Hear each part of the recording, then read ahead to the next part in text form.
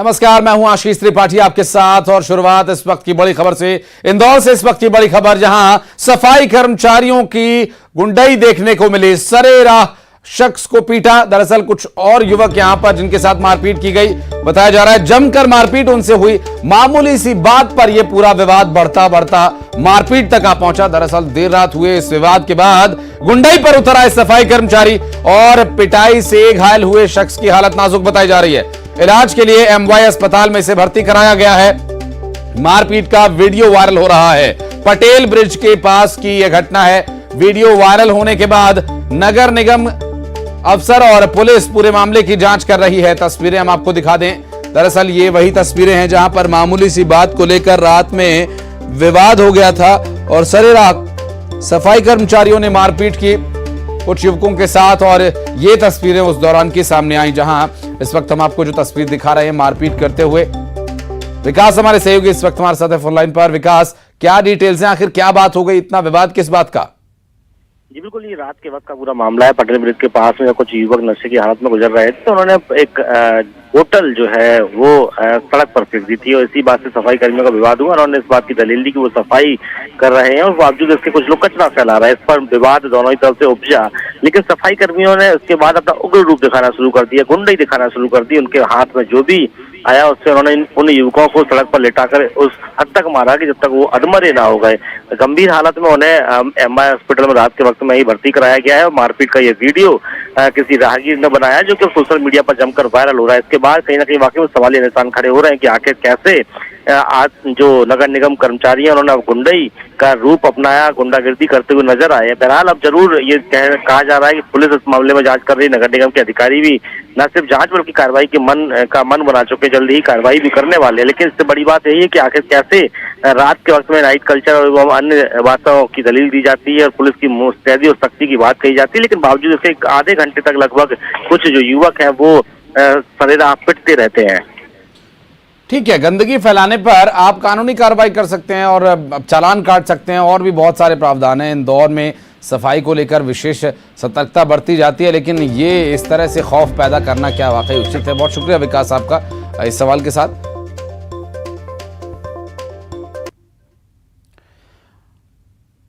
और रायपुर से मानसून पर एक बड़ा अपडेट आ रहा है। दरअसल कल से बस्तर में मानसून की शुरुआत हो सकती है। एक दो दिन में प्रदेश के कई हिस्सों में बारिश की संभावना जताई जा रही है। 15-16 जून से प्री मानसून शुरू होने का अनुमान जताया जा रहा है और दक्षिण पश्चिम मानसून तमिलनाडु और कर्नाटक में सक्रिय। प्रदेश के तापमान में गिरावट हो सकती है। आंधी तूफान सहित गरज चमक और बारिश की संभावना है। तो मानसून के एक्टिव होने की यहां पर संभावना बन रही है। कल से बस्तर में मानसून की आवक हो सकती है और बारिश हो सकती है। साथ ही संभावना जताई जा रही है कि गरज चमक के साथ यहां बारिश हो सकती है और दक्षिण पश्चिम मानसून सक्रिय होता नजर आ रहा है।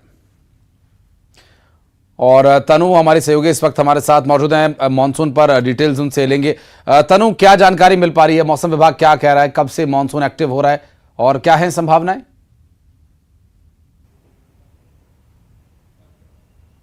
जी देखिए, छत्तीसगढ़ में प्री मानसून जो है 15 या 16 जून से शुरू होने की संभावना जो है मौसम विभाग के द्वारा जताई जा रही है। वहीं उड़ीसा में बने चक्रवात के कारण समुद्र से नमी युक्त हवाओं का आगमन जो है वो लगातार जारी है, जिसके चलते छत्तीसगढ़ के कई जिलों में अगले 2 दिनों तक अधर चलने और गरज चमक के साथ में बौछारें पड़ने की संभावना है, जिससे तापमान में गिरावट आएगी और गर्मी से थोड़ी राहत मिल सकती है। वहीं मौसम वैज्ञानिक का कहना है कि छत्तीसगढ़ में मानसून थोड़ा लेट दाखिल हो सकता है, इसलिए उम्मीद जताई जा रही है कि कल से बस्तर में प्री मानसून की गतिविधियां जो है वो देखी जा सकती है। वहीं बस्तर में भी अगर मानसून 3-4 दिन लेट होता है तो ऐसे में 15 या 16 जून तक प्री मानसून की बारिश जो है वो शुरू हो जाएगी। वहीं राजधानी रायपुर में 19 या 20 जून से मानसून गतिविधियां जो है वो शुरू हो जाएगी। वहीं मौसम वैज्ञानिक का कहना है कि उड़ीसा में बने चक्रवात के कारण समुद्र से नमी युक्त हवाओं के चलते छत्तीसगढ़ में लगातार मौसम के मिजाज में बदलाव देखा जाएगा, जिसके चलते आज शाम में प्रदेश के कई जिलों में बादल छाए रहेंगे और इसके साथ ही देर शाम या रात तक गरज चमक के साथ बौछारें पड़ने की संभावना भी मौसम विभाग के द्वारा जताई जा रही है। जी बहुत शुक्रिया तनु आपका इस जानकारी के लिए। और रायपुर से एक बड़ी खबर आपको बता दें। जल मितान और युवा उद्यमिता योजना की सौगात मुख्यमंत्री भूपेश बघेल आज देंगे और आज इस योजना का शुभारंभ वीडियो कॉन्फ्रेंसिंग के जरिए मुख्यमंत्री भूपेश बघेल करने वाले हैं और आज से इस योजना की शुरुआत होगी। आपको बता दें कि ये जो मिशन है इसकी शुरुआत जल जीवन मिशन और यूनिसेफ के माध्यम से की जा रही है। सीएम आज पीएचई विभाग की समीक्षा भी करेंगे। साथ ही ये जो समीक्षा है ये सीएम हाउस में होगी और इस पूरे कार्यक्रम को लेकर लगातार डिटेल्स हम आप तक पहुंचाते रहेंगे। फिलहाल आपको बता दें कि एक बड़ा तोहफा प्रदेशवासियों के लिए यहां पर राज्य की सरकार के द्वारा दिया जा रहा है और ये तोहफा जलमितान और युवा उद्यमिता योजना के तौर पर प्रदेशवासियों को मिलेगा।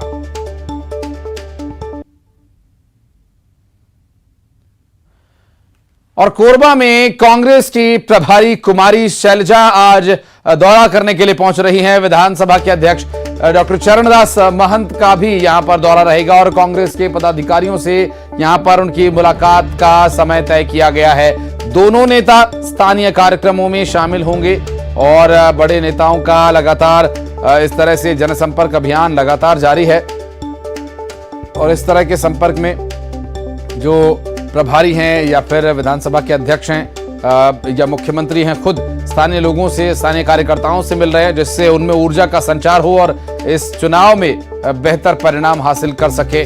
और विधानसभा अध्यक्ष चरणदास महंत भी यहां पर इस दौरे में पहुंचे। प्रदेश प्रभारी कुमारी शैलजा जो कि हरियाणा की पृष्ठभूमि से आती हैं और बड़ी जिम्मेदारी इस बार उनके कंधे पर यहां दी गई है और प्रदेश में एक बार फिर से कांग्रेस की सरकार रिपीट हो इसके लिए लगातार दौरे जारी हैं। और गरियाबंद के दौरे पर बीजेपी के प्रदेश प्रभारी ओम माथुर हैं और राज्य में कार्यकर्ताओं के साथ उनकी एक बैठक होनी है। आज दोपहर करीब 12 बजे ओम माथुर यहां पर पहुंचेंगे। राज्य में कार्यकर्ताओं के साथ वो बैठक करेंगे जिसका समय लगभग 12 बजे बताया जा रहा है और इस बैठक में चुनाव के विषयों पर चर्चा होगी। और चुनाव से पहले ओम माथुर का जिले में ये दूसरा दौरा है। बड़ी संख्या में पार्टी के कार्यकर्ता शामिल होंगे। आपको बता दें कि चुनाव से पहले ओम माथुर जिले में ये दूसरा दौरा करने पहुंचे और बड़ी संख्या में पार्टी के कार्यकर्ता शामिल होंगे इस मुलाकात में। जहां गरियाबंद पहुंचे ओम माथुर का ये चुनाव से पहले दूसरा दौरा है और यहां भारतीय जनता पार्टी भी किसी भी स्तर पर कोई कोर कसर नहीं छोड़ना चाहती है। 15 साल तक सत्ता में रहने के बाद कांग्रेस ने सत्ता से बेदखल किया भारतीय जनता पार्टी को और अब बड़ी जिम्मेदारी ओम माथुर के कंधे पर बीजेपी के लिहाज से। और धमतरी में बीजेपी के प्रदेश प्रभारी ओम माथुर का दौरा रहेगा। आज धमतरी दौरे पर पुरानी मंडी परिसर में बीजेपी के कार्यकर्ताओं के साथ बातचीत करेंगे और बीजेपी का ये सम्मेलन है। दरअसल जिले के नेताओं कार्यकर्ताओं से चर्चा करेंगे ओम माथुर और आगामी विधानसभा चुनाव की तैयारियों में भारतीय जनता पार्टी पूरी तरह से जुट चुकी है और बीजेपी के प्रदेश प्रभारी ओम माथुर के कंधे पर है बड़ी जिम्मेदारी। जिले के नेताओं और कार्यकर्ताओं से चर्चा करने के लिए धमतरी पहुंचेंगे ओम माथुर। और रायपुर से एक बड़ी खबर आपको बता दें, ओम माथुर के छत्तीसगढ़ दौरे पर अरुण साव ने कहा कि बीजेपी देश भर में महाजनसंपर्क अभियान चला रही है और बीजेपी का यह महाजनसंपर्क अभियान देश भर में जारी है। दरअसल कल रायपुर लोकसभा में कई कार्यक्रमों का आयोजन हुआ। महासमुंद लोकसभा में अलग अलग कई कार्यक्रम, राजिम आरंग में कार्यकर्ताओं से मुलाकात का भी कार्यक्रम तय है। 2023 के लिए कार्यकर्ताओं से मंथन कर कदम उठाए जाएंगे आगे और आगे की रणनीति तय होगी। कार्यकर्ताओं के साथ चर्चा करने के बाद ये सब कुछ तय होगा।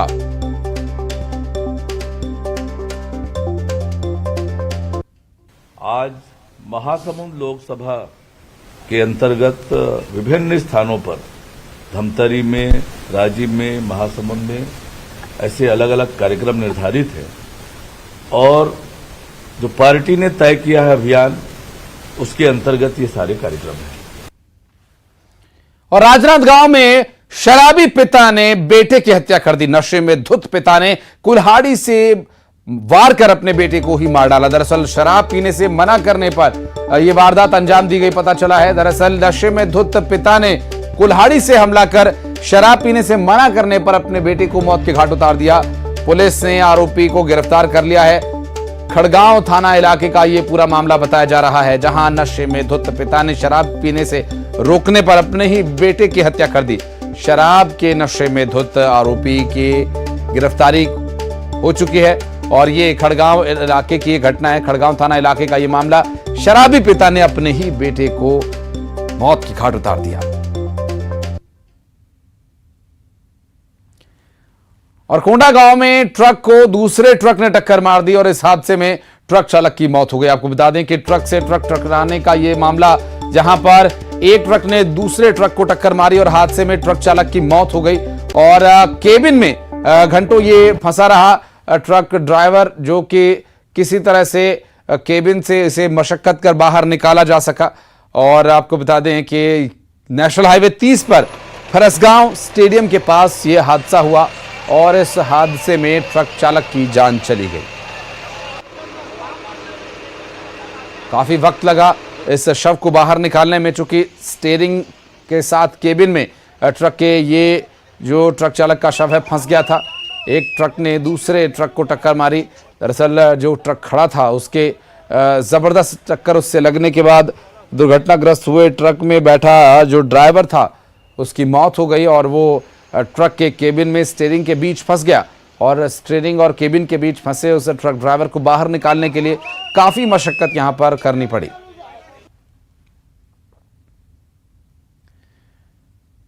तो पेंड्रा में कोयला लोडेड एक बेकाबू ट्रक पलट गया। दरअसल ये जो ट्रक पलटा पेंड्रा मरवारी मार्ग पर अनियंत्रित होकर यह पलट गया और 6 पोल से ये ट्रक टकराया, जिसमें कोयला भरकर ले जाया जा रहा था। पेंड्रा मरवारी मार्ग पर अनियंत्रित होकर ये ट्रक पलट गया और बिजली के खंभों को तोड़ते हुए ये ट्रक पलटा। दरअसल बिजली के खंभों से टकराने के बाद जो विद्युत की लाइन है उस पर प्रभाव पड़ा और इससे बिजली आपूर्ति प्रभावित हो गई।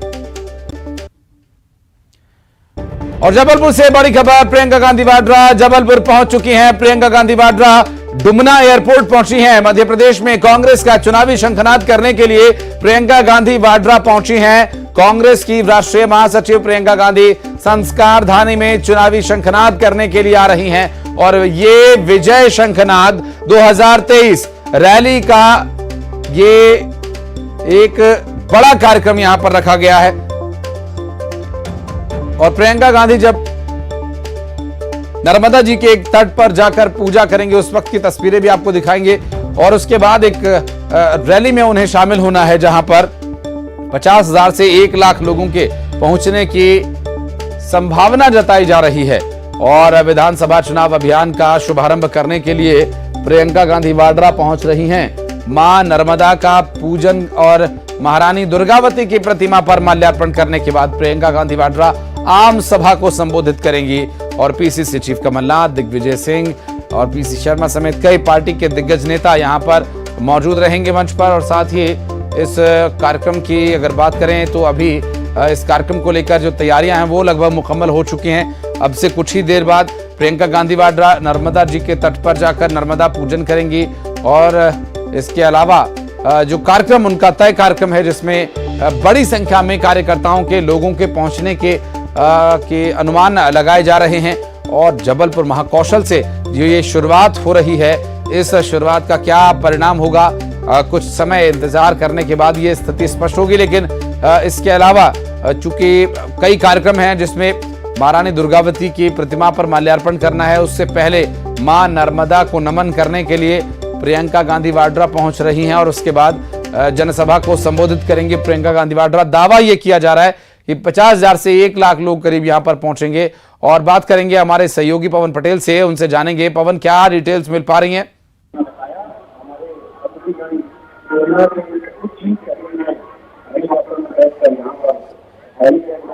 पवन, आवाज मिल पा रही है, जानना चाहेंगे क्या डिटेल्स मिल पा रही हैं, प्रियंका गांधी कहां पर हैं इस वक्त? जी बिल्कुल, प्रियंका गांधी जबलपुर पहुंच चुकी हैं और अब से कुछ ही देर पहले डुमना एयरपोर्ट पर उनके फ्लाइट लैंड हुई है और वहां से वो सीधे ग्वारी घाट पहुंचेंगी। कुछ ही देर में ग्वारी घाट पहुंचने की उम्मीद है, जहां पर वो नर्मदा पूजन करेंगी और तकरीबन आधे घंटे का ये कार्यक्रम है। 20 से 30 मिनट का कार्यक्रम रखा गया है नर्मदा तट पर ग्वारी घाट में, जहां पर वो पूजन करेंगी। उनके साथ में कमलनाथ और दिग्विजय सिंह भी मौजूद रहेंगे। इसके अलावा फिर यहाँ से रवाना होकर वो रानी दुर्गावती के प्रतिमा स्थल बॉटल गार्डन पहुंचेंगी, जहाँ माल्यार्पण कार्यक्रम है। उसके बाद में शहीद स्मारक में आम सभा को संबोधित करेंगी।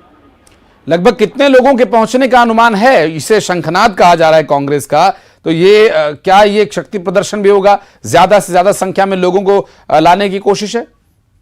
बिल्कुल बिल्कुल आशीष, देखा जाए अगर तो ये आज से विधानसभा चुनाव का शंखनाद करने के लिए प्रियंका गांधी जबलपुर पहुंच रही हैं। और महाकौशल, चूंकि मध्य प्रदेश की राजनीति का प्रमुख केंद्र माना जाता है और महाकौशल में जबलपुर सबसे प्रमुख शहर माना जाता है, और शायद यही वजह है कि जबलपुर से इसकी शुरुआत हो रही है। तकरीबन 1 लाख लोगों के इस पूरे कार्यक्रम में शामिल होने की उम्मीद की जा रही है, जिसमें जबलपुर के अलावा आसपास के जिलों से भी कार्यकर्ताओं को, पदाधिकारियों और आम लोगों को यहाँ पहुंचने की जानकारी मिल रही है। और काफी लोग सभा स्थल पर पहुंच भी चुके हैं। सुबह से ही सभा स्थल पर लोगों की भीड़ मौजूद है। नर्मदा तट पर भी काफी लोगों की संख्या है। यहाँ पर तकरीबन उम्मीद बताया जा रहा है कि 10,000 लोग यहाँ पर भी प्रियंका गांधी को देखने के लिए यहाँ पहुंच चुके हैं। लेकिन कांग्रेस की तरफ से दावा किया जा रहा है कि इस बार 150 सीटों पर जीत दर्ज होगी और उसके लिए नर्मदा जी का पूजन करके और इस बार फिर जीत को सुनिश्चित किया जाएगा। जी, लेकिन पवन, चूंकि कार्यक्रम तो शहीद स्मारक स्थल पर है, नर्मदा घाट पर तो पूजन के लिए आ रही हैं, तो यहाँ पर इतनी संख्या में कार्यकर्ता या आम लोग हैं, कौन लोग हैं जो यहाँ पर इकट्ठा हो रहे हैं? जी बिल्कुल आशीष, चूंकि पहली बार है कि प्रियंका गांधी का जबलपुर आगमन हो रहा है और जबलपुर यानी नर्मदा तट पर बसी हुई संस्कार धानी कहा जाता है इसे। धार्मिक दृष्टिकोण से भी अगर देखा जाए तो जबलपुर महत्वपूर्ण शहर है और इस बार का जो चुनाव है वो कहीं न कहीं धर्म को लेकर के आगे बढ़ रहा है। बजरंगबली, गदा, कर्नाटक चुनाव में गदा की एंट्री, उसके बाद अब एमपी में गदा की एंट्री, तो उस लिहाज से अगर देखा जाए तो कहीं न कहीं सॉफ्ट हिंदुत्व की तरफ जो है कांग्रेस बढ़ रही है और उसको आम लोगों को साधने के लिए, वोटर को साधने के लिए इस बार धर्म का भी महत्वपूर्ण रोल रहेगा चुनाव में।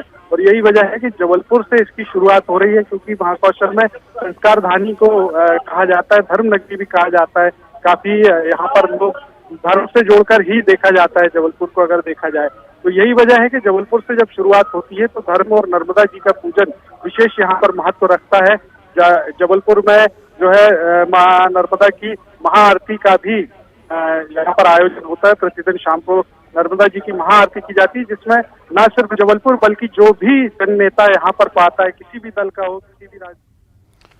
बहुत शुक्रिया आपका इस पूरे मामले पर जानकारी के लिए। तो ये जो आज का कार्यक्रम है, देखना होगा क्या ये मुद्दे भी इसी तरह के होंगे, गदा, धार्मिक पूजा पाठ, और ये कांग्रेस का जो कि एक बड़ा कार्यक्रम है। देखना होगा कि क्या मुद्दे मन से प्रियंका गांधी वाड्रा उठाती हैं। बहुत शुक्रिया आपका।